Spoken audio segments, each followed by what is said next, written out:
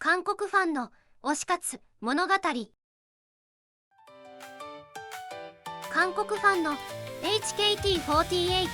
個別ハイタッチ会参加期第2話。皆さんこんにちは。韓国で HKT48 チーム K4 の江口ココアちゃんを応援しているものです。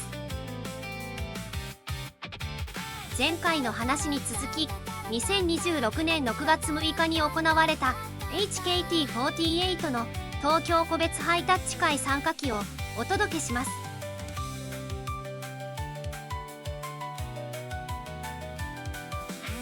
土曜日の早朝に羽田空港に到着し、天然温泉平和島でゆっくり休んで寝ることができました。平和島温泉のウェルカムコースには朝食も含まれていました。5000円で送迎バス、宿泊、朝食、最寄り駅までのバスチケットまで含まれているなんて、改めてそのコスパの良さに感動しました。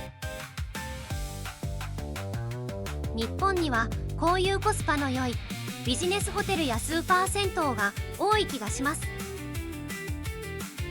おかげで私も推し活にとても助けられています。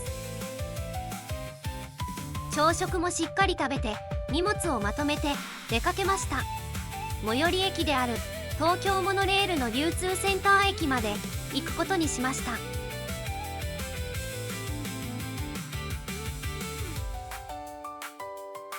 Google マップで調べてみると近い距離だったので徒歩20分もしくはバスで行くこともできました。でもここで大きなミスをしてしまいました。歩いていくことにしたんです。日常生活や普段の生活ならこれくらいの距離は歩くのが普通だと思います。やっぱり節約しながら過ごすのが正解ですからね。でも推し活のためにグッズが詰まったバッグを背負い、重いキャリーケースを引いて移動するときは話が別です。いくら近く見える距離でもこの状態で歩くと体力があっという間に削られます。しかもこの日はものすごく暑い日でした。なのでバッグとキャリーケースを持って5分歩いただけで体が汗だくになって激励になりました。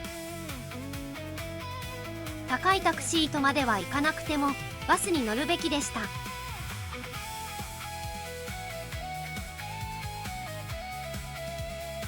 でも途中で引き返すこともできず後悔しながらもなんとか流通センター駅に到着しました。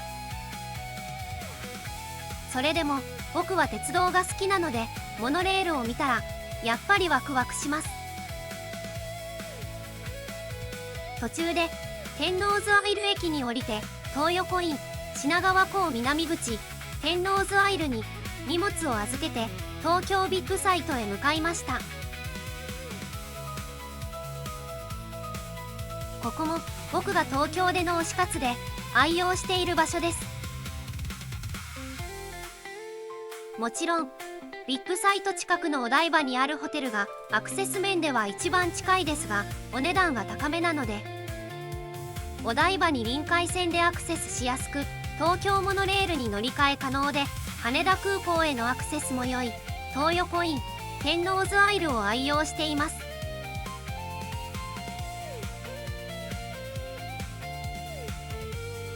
とにかく臨海線に乗って国際展示場駅で降りました。東京ビッグサイトは何度も来ている場所なので迷うことなく早足で向かいます。歩いているとココスのレストランがあります。ココちゃんファンとしてなんだか親近感が湧きます。今日のハイタッチ会が終わったら夕飯はここで食べようと思いました。ついに到着しました。今日の戦場東京ビッグサイトです。ビッグサイトには何度も来てますがこうやって全景をバックに写真を撮るのは初めてです。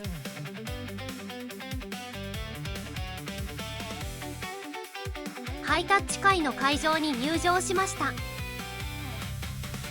グッズ売り場です。やっぱりワクワクしますね。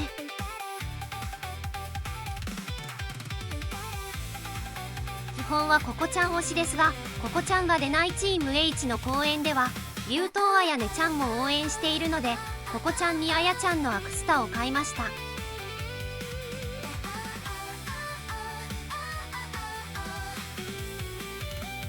そしてドキドキしながらココちゃんのレーンに並びました。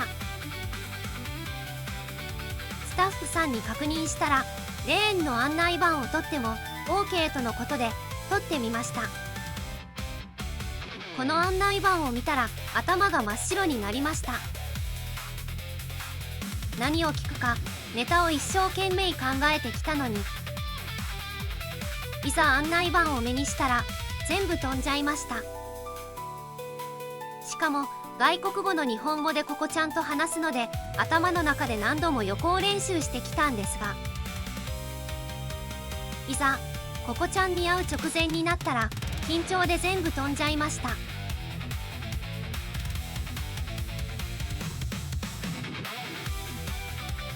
一部でココちゃんに会って一杯話せたし、自作の T シャツを褒めてもらえてすごく嬉しかったです。HKT の劇場公演曲で「わがままな流れ星」という曲があるんですが、まさに王道アイドルって感じで大好きな曲なんです。その曲のステージをモチーフに自作した T シャツを着ていったら、ココちゃんに「かわいい」って言ってもらえました。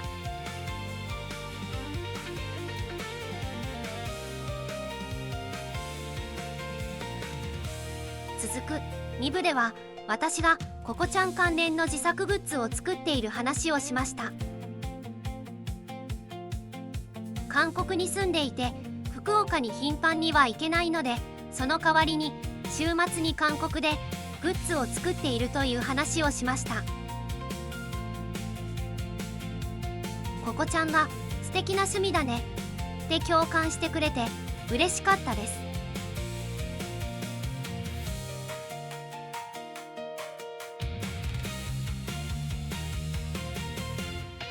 2部が終わって時間に余裕があったので、ハイタッチ会場のあちこちを見て回りました。ちょうどココちゃんの生誕メッセージボックスがあったので、私もメッセージを書いて投函してきました。ココちゃんは僕の太陽という言葉を書きました。ちょっと大げさかもしれないけど、最近AKB48 の僕の太陽をよく聞いているので、このフレーズを使ってみました。握手会に向かう時にこの曲を聴くと本当にテンションが上がるんですよね。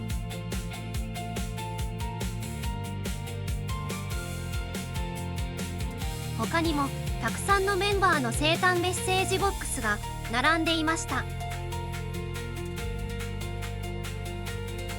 どれも可愛くて素敵なコーナーばかりで、あ、本当に HKT のイベントに来てるんだなって実感が湧いてきました。生誕委員の皆さん、本当にお疲れ様です。そしてありがとうございます。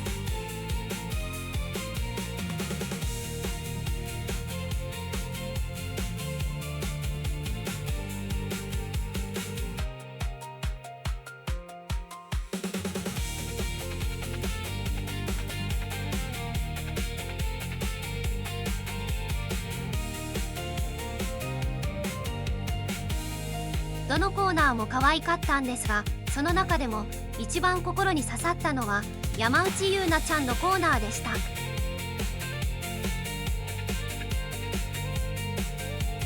うちわもすっごく可愛いし、リーフレットの写真も本当に素敵なんですよ。昔チーム H の目撃者公演に行った時、サイドステージの近くの席になったことがあったんですよね。その時公演中にゆうなちゃんが近くに来てくれたんですけど、見た瞬間あまりのクールビューティーさに言葉を失ったのを覚えてます。なんというか本当に王道アイドルっていう雰囲気なんですよね。生誕うちわとリーフレットを見て当時のあの感動がよみがえってきました。なのでうちわを一ついただいてきて今でも家に大切に飾ってあります。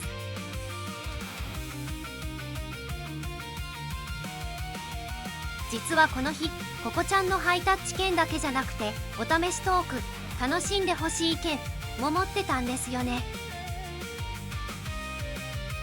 去年の7月に福岡行った時ここちゃんが半袖天使の発売記念大型ポスターが飾られた CD ショップの前で写真を撮ってたことがあったんですよね。それで私も聖地巡礼でその CD ショップに行って写真を撮って記念に CD を買ったんですよね。その時買った CD にこのお試しトーク券が入ってたんです。このお試しトーク券を使えばお試しトークレーンに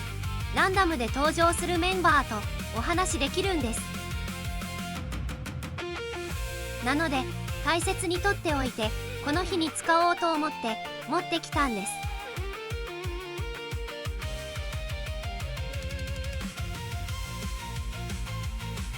そしたらちょうど場内アナウンスでお試しトークレーンに竜頭あやねちゃんと中野みなみちゃんが来たっていう放送が流れたんですよね。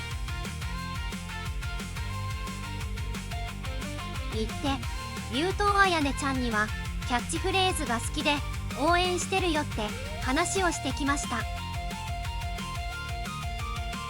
もちろん中野みなみちゃんにも応援してるよって伝えました。2人とも神対応で接してくれて本当に嬉しかったです。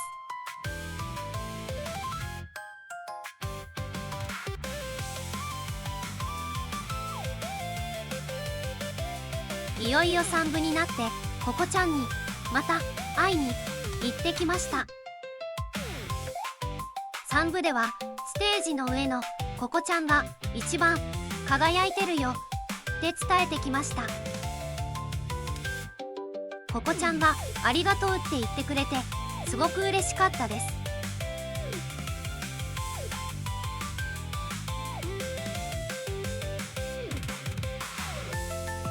3部が終わった後軽くお昼ご飯を食べました。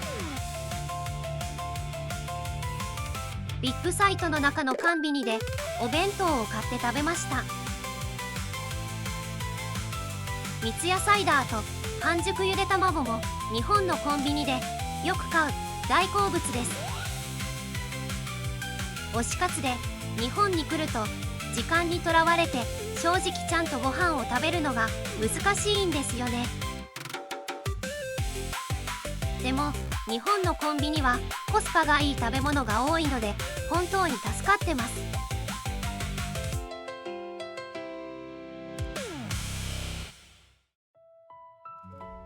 いよいよ5部になってまたここちゃんに会いに行ってきました。今回は自分で作ったもう1枚の自作 T シャツを着ていきました。ここちゃんが鼻にクリームをつけるポーズであざといポーズをしてくれたんですけど、それに関連した T シャツを作っていったらここちゃんがすごく受けてくれました。それにここちゃんが韓国語で数を数えてくれてびっくりしました。ここちゃん韓国語の発音がすごく上手だったんですよね。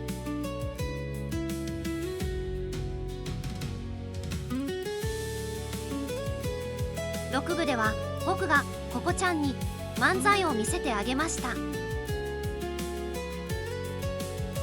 僕が AI を使って全国ツアーの大阪公演のチケットを申し込んだ話だったんですけど、 AI を擬人化して AI がボケで僕がツッコミ役でした。僕が AI にココちゃん写真を見せて「どう？ココちゃんかわいいでしょ」って言うと AI がこれから江口ココワちゃんの顔についての数学的分析を開始しますって言うと、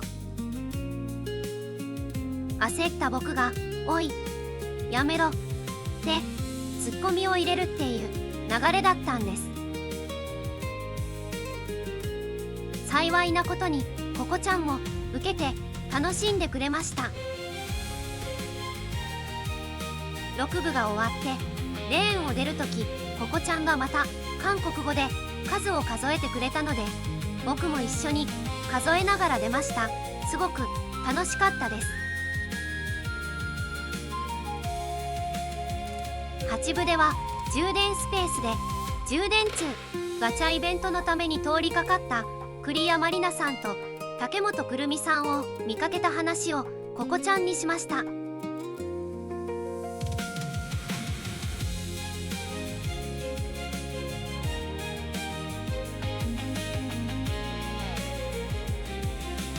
そしてついに最後のキューブになりました。ココちゃんにさっき僕がやった漫才の話をしながら、実は昔ココちゃんと交わした約束を守るために今日漫才をやったんだという話をしました。去年のオンラインお話し会でココちゃんと話した時に、いつかココちゃんの前で漫才をやるっていう約束をしてたんですよね。なので本当は去年の12月に予定されていたハイタッチ会の時に漫才をやろうと思っていました。でも HKT のファンの方なら誰もが知っているある事件によって12月のハイタッチ会が延期になってしまい、その延期されたハイタッチ会の振り替えとして開催されたのがまさに今話している2026年6月の東京ハイタッチ会なんですね。だから僕がココちゃんとの約束を守るためにこの日ココちゃんの前で漫才をやったというわけなんですね。この話をしてココちゃんに「僕もやればできる男でしょ」って言ったら、ココちゃんが親指を立ててグッとしてくれました。そしてココちゃんが僕の日本語を褒めてくれました。正直僕の日本語はまだまだ未熟なんですけど、それでもココちゃんに褒めてもらえて本当に嬉しかったです。だから僕があんまり嬉しくてココちゃんに「ココちゃんは僕の太陽だよ」って伝えました。ココちゃんはちょっと照れているみたいでしたけど、でも僕にとっては紛れもない事実ですからね。僕みたいなアイドルファンにとって推しのココちゃんは太陽みたいな存在だからこそ、こうして海を渡って会いに来るんじゃないでしょうか。そして最後にココちゃんと一緒に韓国語で数字を数えて待望のハイタッチ会はこうして幕を閉じました。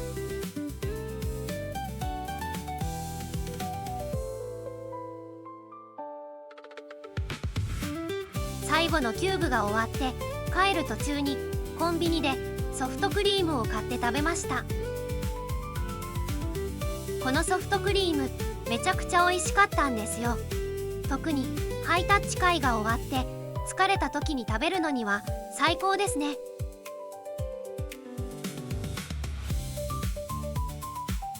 待望のハイタッチ会が終わって帰る途中、今日の戦場だったビッグサイトを背景にもう一度写真を撮ってみました。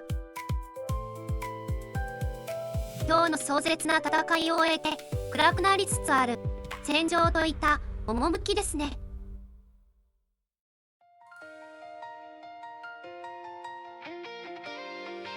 朝に心に決めていた通り、ハイタッチ会が終わってココスにやってきました。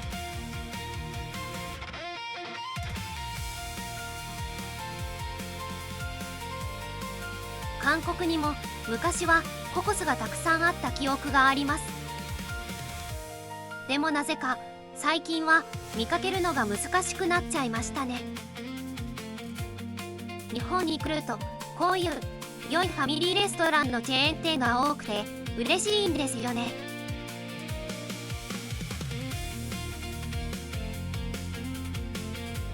でもアイドルオタクが一人で食べるとなるとちょっと人目が気になっちゃいましたね。でもココちゃんに会った後に食べる夕食だからかめちゃくちゃ美味しかったです。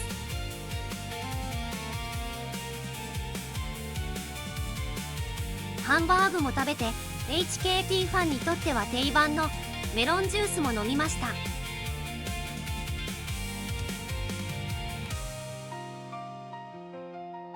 そして最後にこれパフェも食べちゃいました。 HKT のメンバーたちが SNS に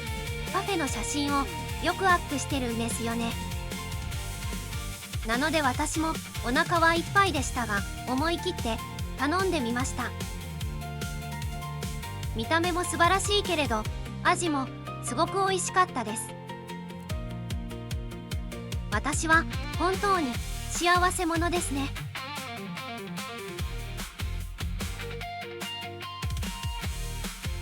夕食を食べて臨海線に乗り天の渦アイルのホテルに戻ってきました。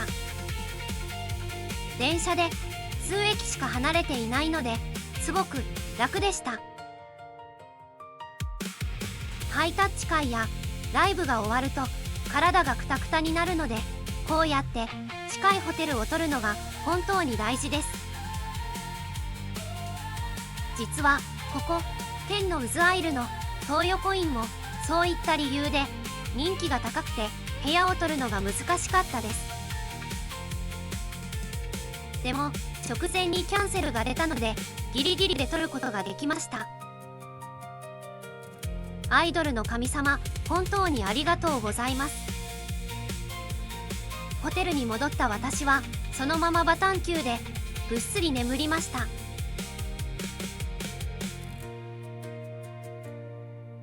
そして翌日の6月7日朝早く目が覚めました。本当はこの日も2日連続で HKT のハイタッチ会がありました。でも私は翌日の月曜日に出勤しなければならないので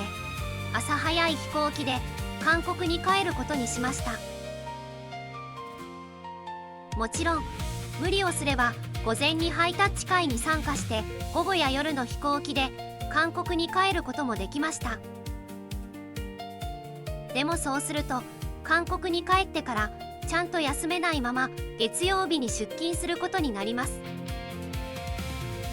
ここ数年のオタ活で悟ったのは今は少し心残りでも本業に支障を出してはいけないということです。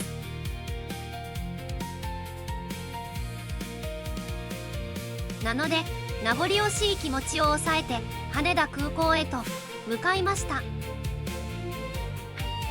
羽田空港に向かうため天の渦アイル駅に行ったらこんな看板がありました。生きる、たまる、旅する、まさに今の私の気持ちそのものです。アイドルオタ活も結局は好きな誰かに会うために旅立つ旅なのです。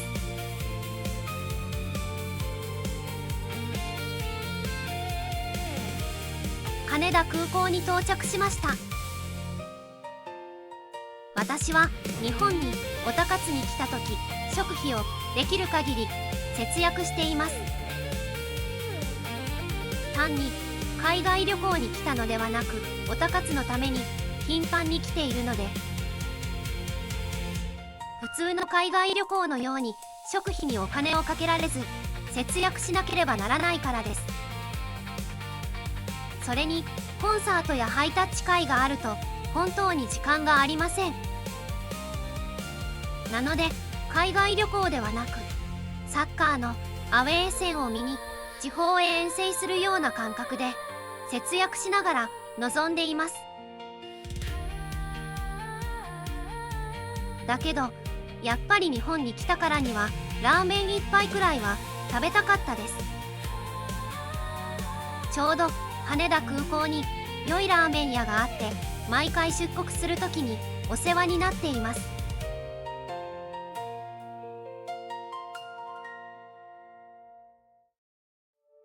ラーメン、餃子、そして生ビール、これですよ。これが食べたかったんです。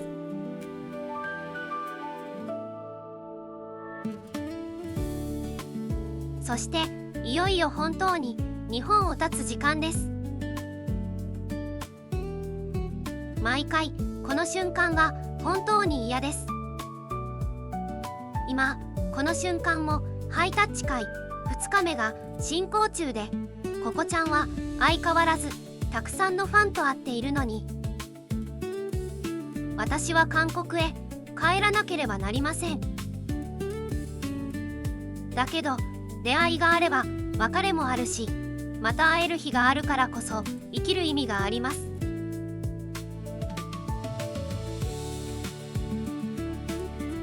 ここちゃん、私はもう韓国に帰ります。さようなら、私の一押しアイドル。次は大阪のステージで輝くスターの姿で私に会ってください。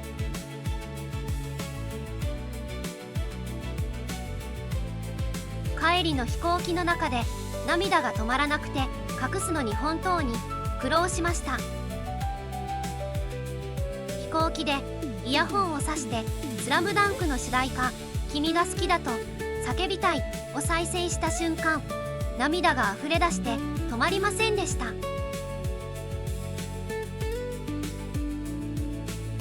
今まで推し活が終わってこんな風になったことはなかったと思うけど、男のくせになんで涙をこらえられないんだろう。昨日はここちゃんと一緒に笑って冗談も言い合って幸せで楽しかったのに、自分がすすり泣く声でトラブルを起こすんじゃないかと心配で、ずっとうつむいて横を向きながらパーカーの袖で涙を拭いていました。そうやって涙を拭いながら韓国へ戻る飛行が終わりました。